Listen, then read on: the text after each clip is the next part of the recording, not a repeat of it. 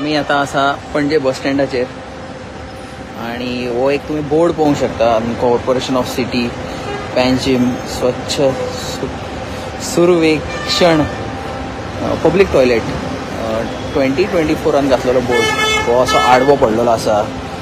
आणि ह्या जे हातून जे डायरेक्शन दाखयता त्या डायरेक्शनान जर फॉलो करीत जाल्यार हांगा एक गार्बेज ट्रिटमेंट प्लांट केल्लो आसा.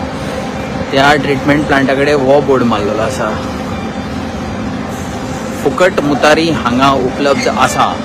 आणि त्या डायरेक्शनान जर वचत जाल्यार आमी फुडें फुडें वचत जाल्यार हांगा बरयल्लें आसा बस पार्किंग. आणि तोच बोर्ड फुडें urinate in open is a crime, free urinal provided here.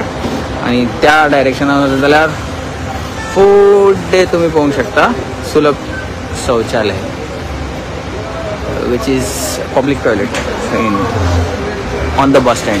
But हांगा एक पळोवंक शकता की तुम्ही बोर्ड जे आसात ते खंयचे खंय पडलेले आसात आणि हाच्या हातून कशें मिसकम्युनिकेशन जावंक शकता लोकांक. ते ट्युरिस्ट येतात आणि तांचे खातीर अशी शॉर्ट अपडेट खातीर पळयत रावात तुमी तकुवन. हांव नारायण पिसुर्लेकर.